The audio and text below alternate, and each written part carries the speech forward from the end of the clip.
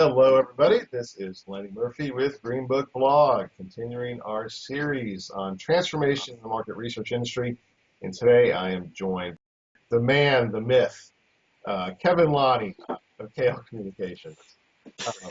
I wonder if it's more man or more myth. Go ahead. We'll let the watchers Audience decide for themselves. Fair enough. Yes.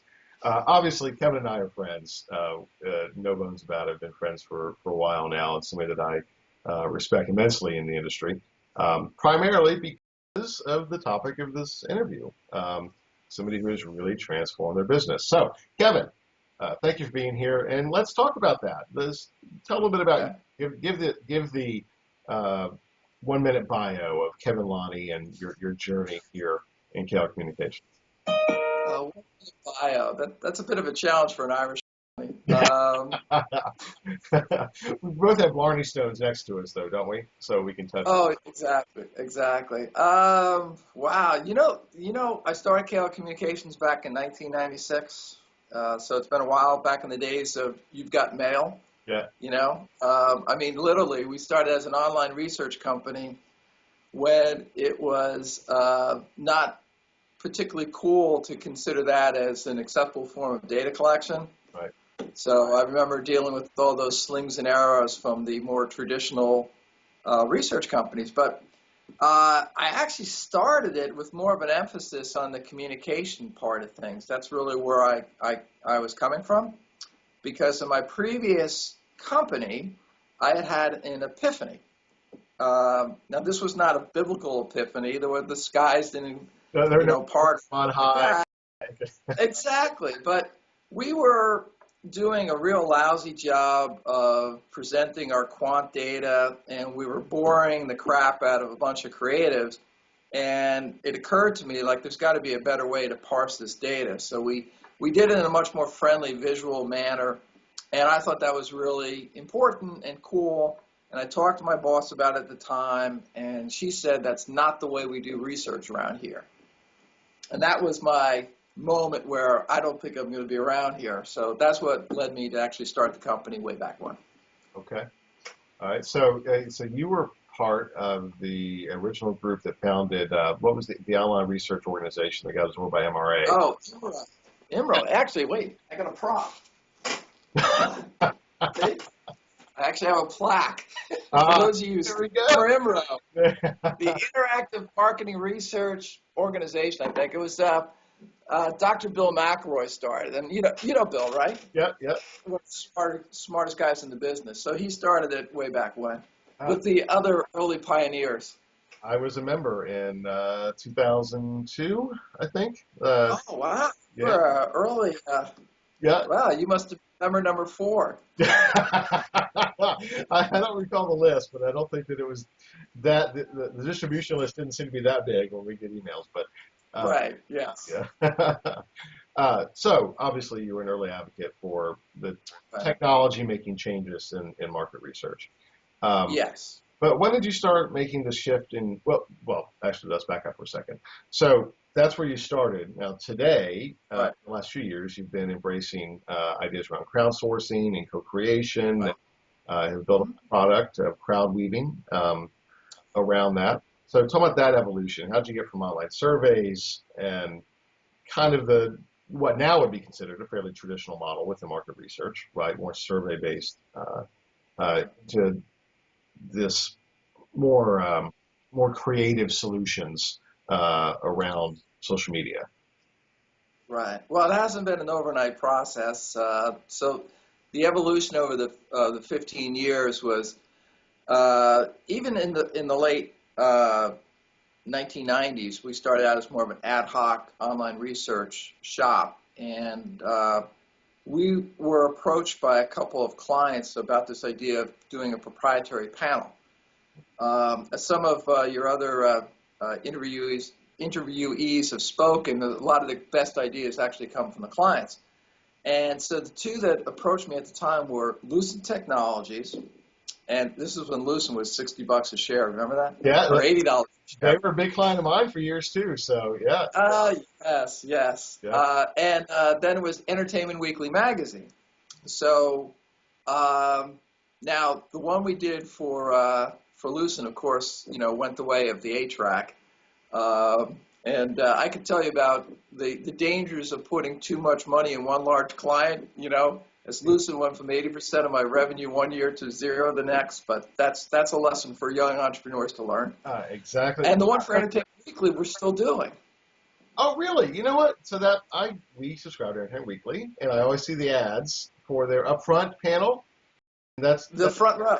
Yeah, the front row. I had no idea that was you. You seem like a typical EW subscriber. They do kind of cater to that kind of like sci-fi geek kind of, thing that we have inside of each other. Bathroom reading, That's,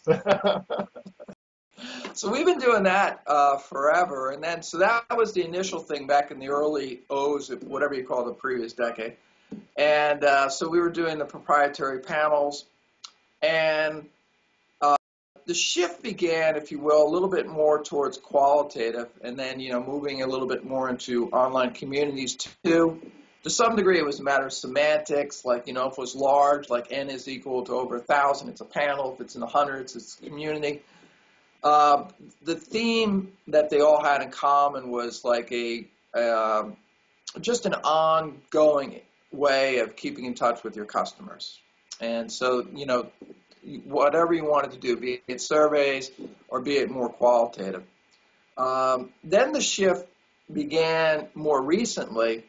I was actually wrapping around a couple of books that I had read, and I saw these guys speak. There was Saricki did a book called The Wisdom of Crowds, and then a few years later, Jeff Howell did the book, Crowdsourcing, which is only, term's only been around 5 years. It seems like forever. And it occurred to me, like, even what we were trying to do in online communities, it's all about, getting a connection to the customer, right, and having the customer help you make better decisions. And the context to me, it seemed like, well, why does the customer have to be like a passenger? Why do they have to react to things? If they have a relationship with the brand, I think now the way the social dynamics work is they want to help drive the car. They want to be part of that. So that was where crowd weaving came in, was a way like, okay, how do we tap into that, and create a situation where customers who are really passionate about a brand or category can collaborate with, willing stakeholders within the company. Okay. All right. So now through that, you've come to this idea of crowd weaving, where you've yes, woven in multiple, social media, got it. The crowdsourcing. Last year, made an acquisition, or earlier this year. Earlier this year, you made an acquisition. Earlier this year, yeah, with the GroupThink platform, right? Yep. So what's the vision today as you've combined these various approaches, and how are clients reacting to that? Okay, well, those are good questions. You get smarter as you do it. One of the things that I've learned is that you can't just introduce the voice to the customer and expect everyone to say, like, oh my God, I can't believe we've been missing this all along. Right. It's how you position it too. And the other thing is to be aware of like internal politics, because you can't just expect the traditional ideation incumbents to just kind of roll over and say, okay, well, you're right. We do have a, crappy success rate in terms of introducing new products. Let's let the customers do it for us. So we're semantics, where we've kind of started to go more and more, is this idea of using the crowd in a collaborative way, more as inspiration into things you could be doing, not necessarily like traditional crowd sourcing, where you're literally trying to have the crowd give you a great idea, and then it's like, that's what you're running with. It's the idea is more like, let them act as like a spark, or allow you to think outside the box instead of the usual stakeholders, and maybe they will come up with something that's really different than you would never have thought of. So that's more of how it's being positioned. As for how it's going over, it's off to I'd say it's off to a very good start. I mean, every time we've been able to get a client in to do them, they've come back to do more. So that's encouraging. Okay. Well, no, you've invested a significant amount over the last year or so in your positioning, and Yeah. certainly have uh, doubled down on. Yeah, that's the gambling term I would like to use. You know what? You can learn a lot from Vegas in terms of how you can run a business, but the idea is there are times to make a good strategic bet. Yeah. Yeah. Whereas I'd like to keep it a little bit more conservative. Um, I just felt like this made a lot of sense, and you are starting to see people in the research community, particularly some of the more forward thinkers, really becoming enamored with this idea of customer co-creation and collaboration. And the other thing too is this, because part of it is, at least from what I've been doing, borrowing for what they do in engineering. They have what they consider more of an agile, iterative development process, right? Like even Linux and things of that sort. And I think in market research, often it's like we take snapshots. Here's a concept. What do you think? And then you're done with the research. This is what people had to say. And what this process does, and I think what other researchers are intrigued by, is the idea of taking the customer along on more an iterative journey or process together as a company tries to develop something. The whole idea of fail early, fail often, improve, improve, improve, so that you can have the customer kind of with you in the process throughout. Right. And that's a little bit different. So I think that's what we're, kind of intrigued by the possibilities. If we look at the success of companies like Spigot, for instance. Yeah. Which recently added a prediction market component into their model. Right. So they're trying to get from that ideation into some level of filtering as well, which I think is really interesting. And of course, Spigot is, the darling of the VC world, and it seems to be doing fairly well. This idea is certainly not alien within a business context. It just seems to be new or newer in the research space. Right. Uh, And I'm not even sure I'm playing in the research space. Fair enough. Fair enough. Or are companies like Spigot, truly playing in the research space? Right. We don't know. Yeah, it was. Let's actually riff on that for a second. So, did you read the recent SMAR report? Have you seen it yet? I don't think so. Which one? Their SMAR, the global Yeah. 2014 global report. Well, the point is, for the first time, they started to broaden the definition of market research. So, Okay.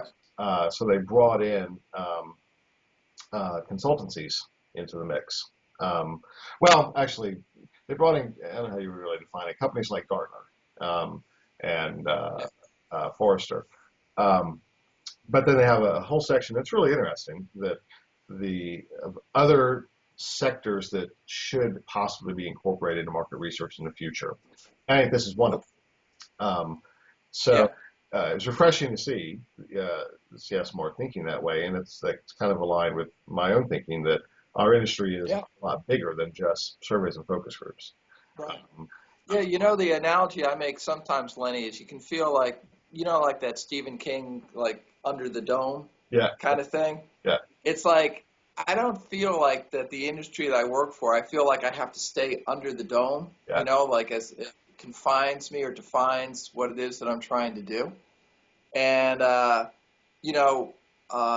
mean, I remember if you go to Wikipedia, if you look up market research, and then there's another definition for marketing research. Right. And I think marketing research is really what we do, and then market research is actually the study of markets. And it's like, these, limiting definitions that, it seems like we've evolved past, because essentially we are more than just supporting the marketing function. Yeah. I've been using the term marketing insights more. Yeah, I think a lot of people have dropped research, in favor of insights. Yeah, and it still might be another buzzy term, but I think that it is a little more Well, it's always a new term. Like even insights now is being replaced a little bit because that's like, an insight is nice to have, but again, like I think where it gets interesting. I saw Dennis Murphy speak on one of Bob Lederer's 2-minute things, and Yeah. he tried to get down to basics, and he said like market research is to support the research function, and or I should say the marketing function as I close out of Outlook, but to help marketers make better decisions. And I think, and then you can say, okay, the tools vary, et cetera, in terms of how you do that.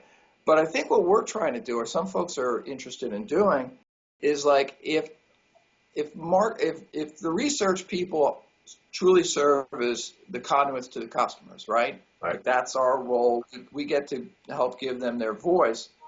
Then it becomes interesting what we can do from more of an ideation perspective too. Because then if we can help introduce new products and services that are successful, then we've really got definite, claims that we're improving the bottom line. Absolutely.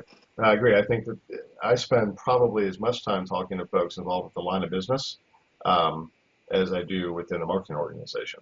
And more and more, I suspect that that's a big piece of your business, that you're working with the product folks, not just the research folks. So it is interesting. Yeah, that's also true too. It's like even like, like I look at Larry Gold's list of conferences, and it's like, I don't know if those are all the conferences I'm just interested in going to anymore. Yeah, no, right there with you. Even if we look at IEX and not to get more self-promotional than I always am, but the oh, God knows we need more research conferences, Lenny. Thank you. Yeah, you're welcome. No, it's You up to 4 of them now? yeah. Well, what can I say? Glutton for punishment.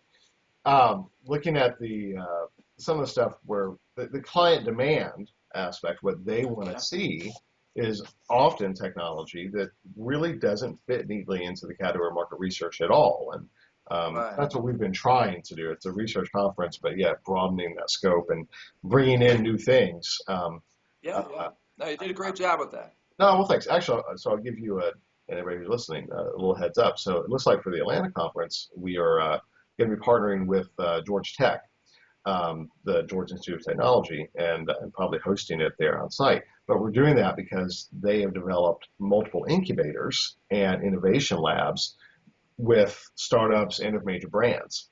And the goal will be to build those companies into the agenda in a very large way. So to really showcase a lot of new thinking, a lot of new technology that may not be, probably doesn't fit into the traditional thinking about market research at all, but yet, are technologies that can help us connect and understand consumers in new ways. So I'm pretty excited about that. More as that's revealed, but I think it's going to be cool. So well, as well you should be, and besides, I'm sure nobody expected a commercial for the IAX Atlanta in the middle of this interview. No, that's okay. It's like a little an Easter egg in there for anybody who actually gets it. So, there you go, something of substance. There we go. Well, there'll be a quiz later to see who actually watched the whole thing. So, on that note, we are closing in on 20 minutes, and you and I can go on for hours. Oh, goodness. So, yeah, I know. Time flies when you're having fun. So, Kevin, think about what you've done to transform your business, and as a business owner, what advice would you give to other folks that may be struggling with, where do I fit? Where do I find my path to growth in this evolving paradigm of research? Play mentor. I think the same challenge that I'm giving to ourselves and our people here, which is really better understand the client's world, because that's shifting, and we're all just part of that sort of larger ecosystem. And when we talk about like the current research function within the company and what their challenges are and who they're trying to work with, for instance, even on the on the ideation side of things, and again, we have the crowd weaving, service, but now we're dealing with the R&D department, and with sometimes even with the marketing, the agency, e-commerce. We got a lot of different silos that, we're trying to kind of work with. And so I think it's really important to understand where they're coming from. If you can, so my advice would be if you could walk in the other person's shoes and really understand where they're coming from, I think that's probably the most important thing if you want your service to be considered. And then obviously make sure that it's relevant for other folks' needs. So that I think is shifting quite a bit. The corporate silo mentality. I think that this understanding that needs to be kind of like shaken up. And so if you have a company that can kind of help, mitigate or bring those parties together, I think you'd be in good shape. Okay. Sound advice. Sound advice. And then last thing, think about the research industry 10 years out. Yeah. What's your take? What's it look like? What's the shape and form of that from your perspective? All right, I'll tell you what, I will answer that, but I will also let you know I'm going to ask you a similar question afterwards, all right? Okay. Being a fellow geeky researcher. Sure. I was thinking, I keep wondering what's the tipping point as far as like a lot of traditional methodologies are concerned. If you were to give me right now in terms of what I guess 95% of our revenue is, which is or surveys and traditional qual, I would say 10 years from now that would be largely irrelevant. I think with it'll be replaced. There'll be opportunities. I know that you've done a lot of work in terms of the applications of big data, et cetera. The secondary research, which I consider to be big data, is just so amazingly fast, and the opportunity to apply it and to be able to see actual behavior, human behavior, is superior to surveying. So I think that's going to replace things. So essentially, what I'm saying is that in 10 years, you just won't recognize the voice of the customer or the role of the research department is going to be 10 years from now compared to what it is today. I think what we're going to see is our companies that are able to bring the customer's input in a way that really helps to shape the path of that organization in terms of the products that they're looking to develop. I think we'll see, I think it's going to be really exciting. I think we're going to see more talent coming into our industry as it starts to shift from being more of like, a back office kind of like cover your butt mentality at the end to more of driving successful products and services in the organization.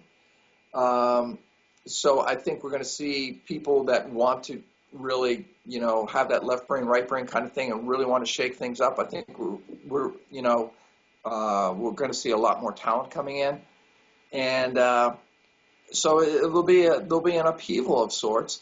But as long as we remain the conduit to the customer and become the mechanism by which we can bring that wisdom and inspiration into the organization, I think it's going to be really fantastic times.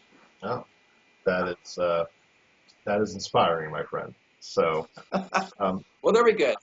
Yeah. I'm usually good for one moment of inspiration per interview. So since I've already done my allotment, what do you see? I mean, you're the mayor, the guru of our industry. I know you've spoken on this quite a few times, but how do you see it breaking out from where we are now? I mean, I know you've been talking about things, shaking up quite a bit, and it takes a while, and I'm not quite sure where that tipping point is. Where do you see things 10 years from now?